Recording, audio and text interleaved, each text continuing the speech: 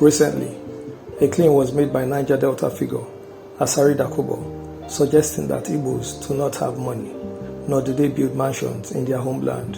Today, we place this claim side by side with visible reality, not through arguments, but through evidence, through aerial views of communities across Southeast and the everyday lives of people who shape them.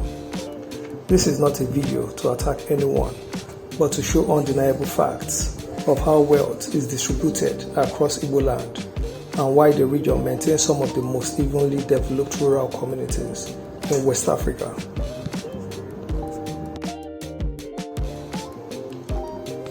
Every society has its stories, its myths, and its debates. And sometimes, a single claim can spark nationwide conversation.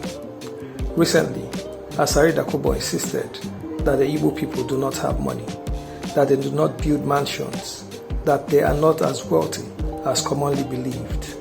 These words traveled fast, they stirred emotions, but beyond emotions, they created an opportunity to look closely at the two regions, the oil-rich Niger Delta and the resource-poor but economically vibrant Southeast.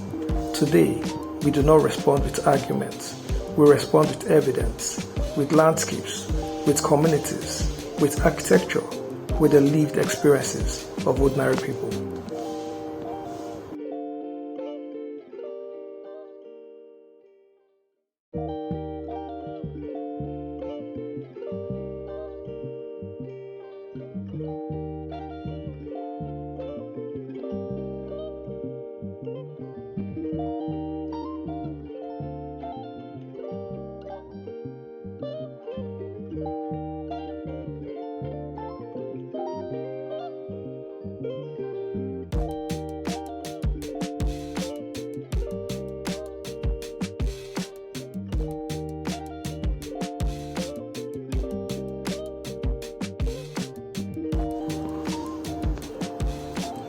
The Niger Delta is rich in oil worth billions of dollars, extracted for over 60 years. Yet, many communities across Kalabari, Andoni, Boni, and other riverine areas remain in dire poverty, with residents living in fragile wooden stacks built above the water. In contrast, Igboland has untapped oil wells, no mineral windfalls, no resource-based federal allocations. Yet, the wealth generated by the Igbo is recirculated, flowing from the cities to the towns and deep into the villages. This is why in Igbo communities, a farmer or fisherman can build a home that looks like it belongs in Lekki or Maitama. The Niger Delta sits on billions of dollars in crude oil deposits. Yet, across many Kalabari, Boni, Andoni, Abonima, and other riverine zones, poverty is deep, visible, and widespread. Here, many communities rely on wooden shacks suspended on stilts above the water. Access to drinking water remains a daily challenge. Basic education and health care are often distant luxuries. Flooding and environmental pollution destroys fishing livelihoods, the very backbone of their existence.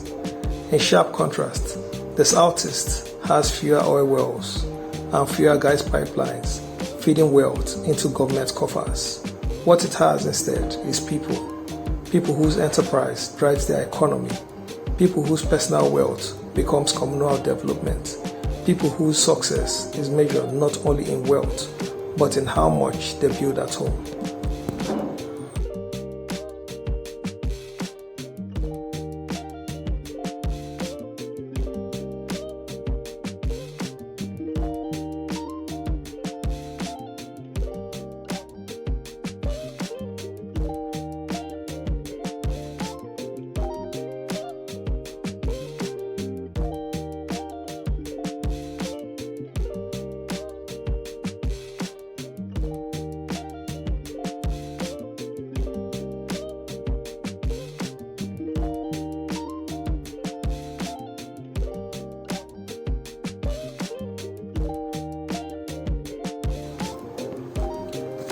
Studies consistently show that Igbo villages have some of the highest rural property development rates in Nigeria.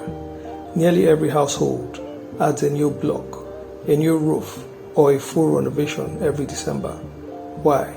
Because wealth must return home. The Igbo man does not build only in Lagos.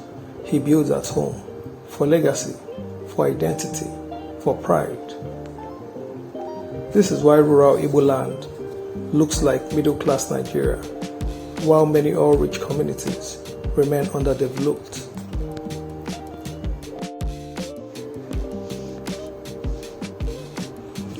To understand the fiscal development of Igbo communities, we must first understand the Igbo worldview. At the heart of Igbo society is an ancient economic system, one that predates colonial structures, capitalism, and even Nigeria itself. It is built on 4 pillars. The apprenticeship system, a system celebrated globally as one of the most effective wealth creation engines in the world. Young men learn trade under mentors, graduate with capitals, and start businesses of their own. This creates a constant reproduction of wealth. Mutual upliftment. Every success story bets many others. One person's wealth becomes the foundation of multiple families' independence. The cultural duty to build at home. Unlike many other regions where wealth stays in the city, the Igbos believe a man is not truly established until he builds in his father's land. This belief, passed down for generations, has shaped the look of Igbo villages. Economic redistribution through family and community. Instead of riches concentrating in one city or class, wealth circulates through remittances from abroad, December investments, community development meetings, town unions, local philanthropy. These pillars combined create something rare in Africa.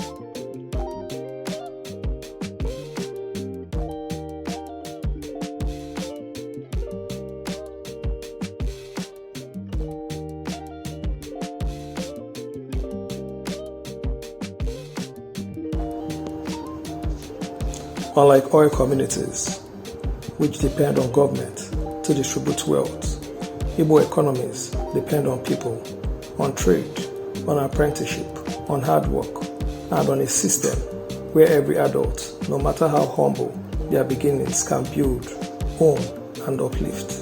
In Anam, a largely riverine and farming community, development is driven by local entrepreneurs and diaspora returnees. You will find luxury homes next to cassava farms and modern estates rising beside yam barns. Wealth is not concentrated, it is distributed. Anam in Anambra State is known for fishing, rice farming, and wide river plains. Yet, the first-time visitor is often stunned by what they see. Rows of modern duplexes sit gracefully on large compounds. Multi-story family homes line newly built roads. Freshly roofed mansions appear between farmlands like jewels in nature.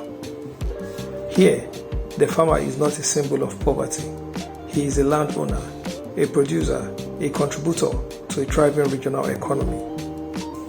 The fishermen are not domestic laborers, but entrepreneurs who leverage trade routes that have existed for centuries. Despite being riverine, just like much of the Niger Delta, Anam demonstrates what is possible when community wealth is reinvested locally.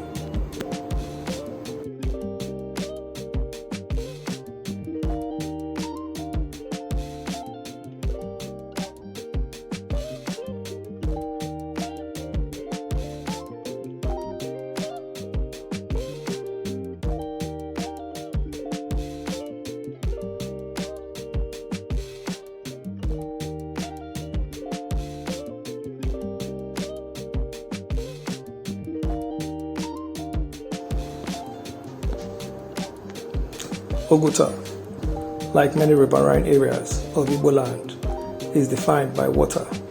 The lake is a source of fishing, tourism, and community pride. But beyond natural beauty, Oguta demonstrates a key Igbo principle: development must reach everybody. Across the lake shoreline, you see scattered mansions built by businessmen, civil servants, farmers, retirees, and everyday families who have invested back homes. Even without oil revenue, Oguta showcases what happens when people, not governments, become the engines of progress.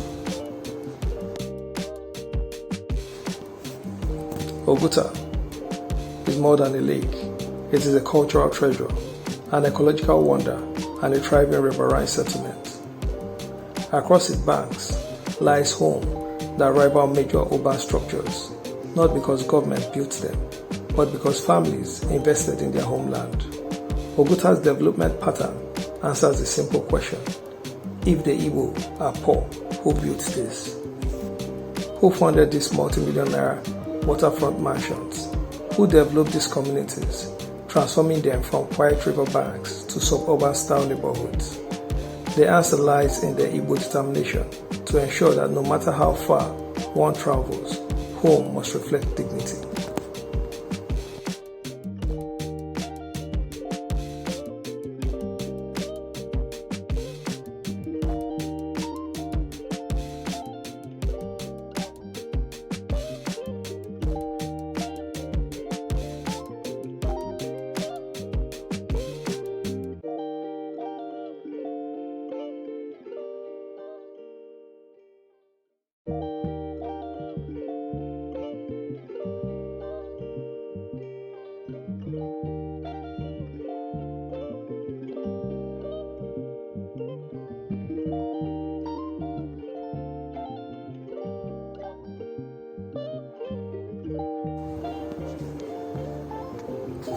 Omor is one of the largest agrarian economies in eastern Nigeria. Its rice field stretches for kilometers, but what really stands out is its architecture.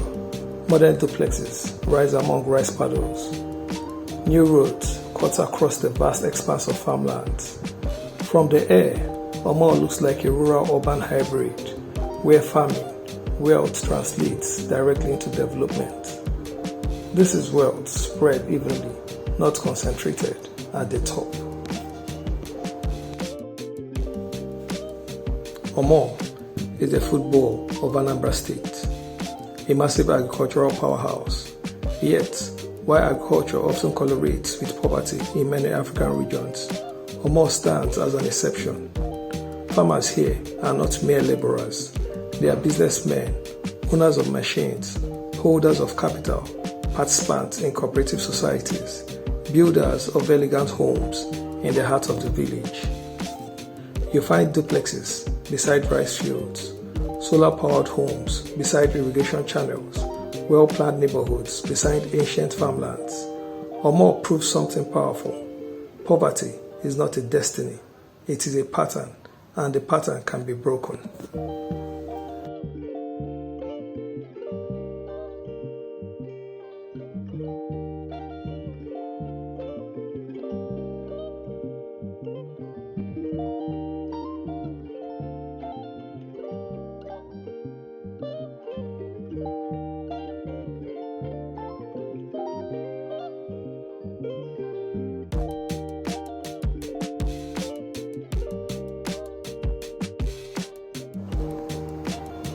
If you found this video insightful, share it. Let the facts speak for themselves. Subscribe for more deep evidence-based documentaries on Igboland and east of the Niger.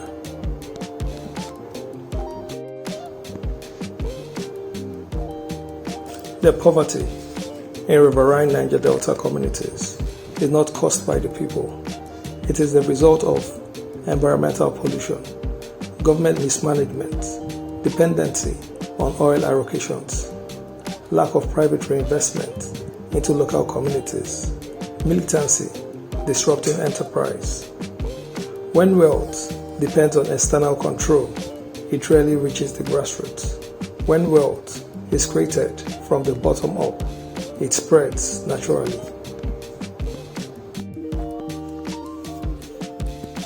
Why is this such a stark contrast? Why does a region with oil wealth struggle, while a region with no oil revenue thrive?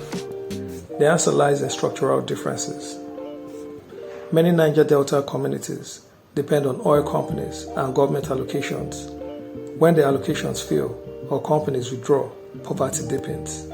The Southeast relies on commerce, industry, diaspora income, and self-sufficiency. Decades of oil spills have destroyed farmlands and rivers in Niger Delta. Livelihood collapse and poverty spreads. The Southeast, free from such destruction, maintains productive economic ecosystem. In many Niger Delta regions, wealth rarely returns home from cities.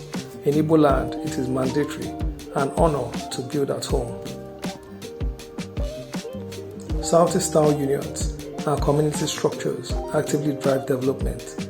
In many Niger Delta riverine communities, development is dependent on external political forces. Entrepreneurs invest where safety and community cohesion exist.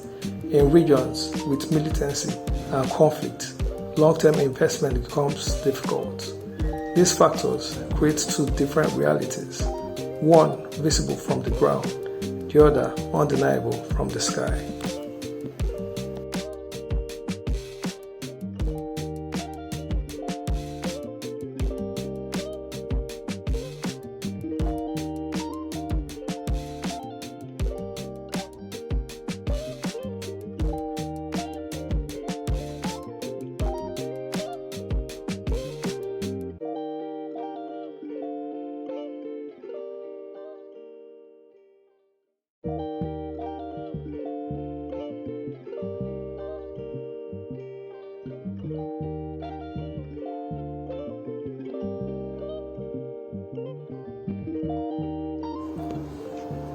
Igboland stands as one of the few places where the rural areas is not abandoned, where the farmer is not poor, where the fisherman is not destitute, where a village home can rival a city mansion.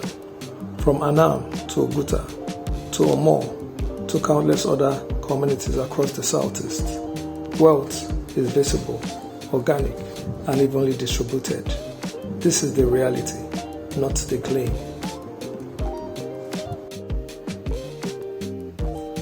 From the air, the truth becomes impossible to ignore.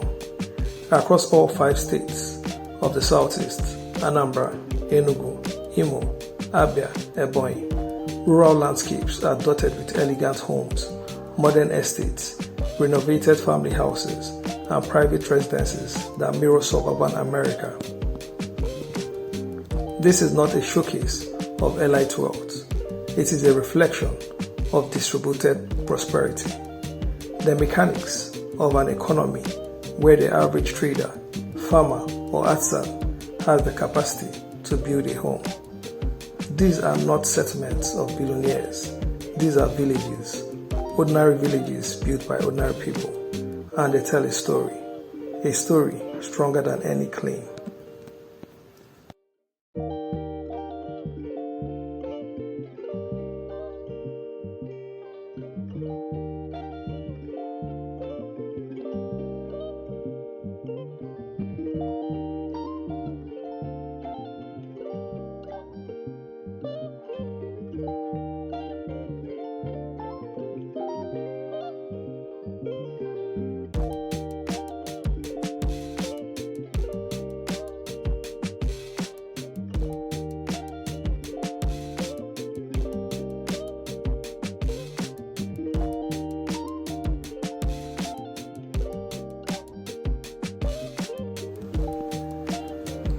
The idea that the Igbo are poor is not just wrong, it is outdated.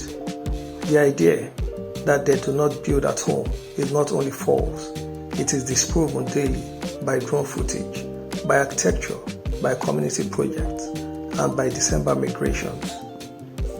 This documentary is not a response to Asari's claim, it is an invitation to look, to think, and to understand. Claims can be made, opinions can be expressed, but landscapes do not lie, homes do not lie, communities do not lie.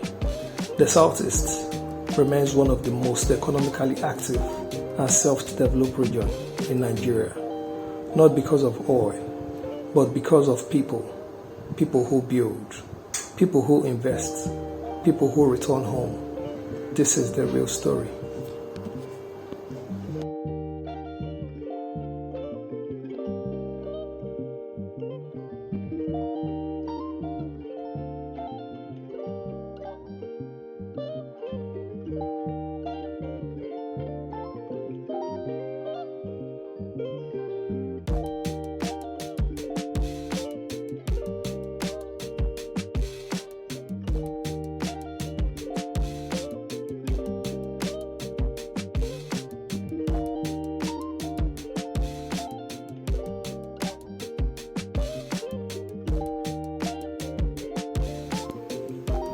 Wealth is not merely money.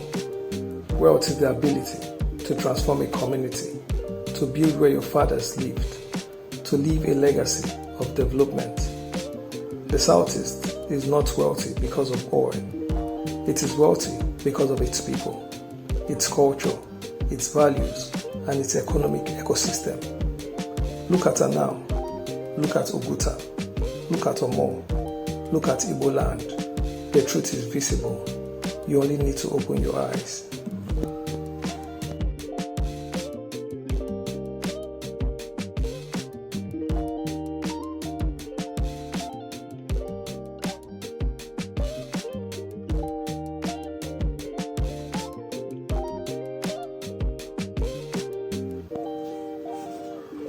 If this documentary opened your mind, share it. Let the images speak for themselves. Subscribe for more evidence-based documentaries exploring the rise of Eastern Nigeria.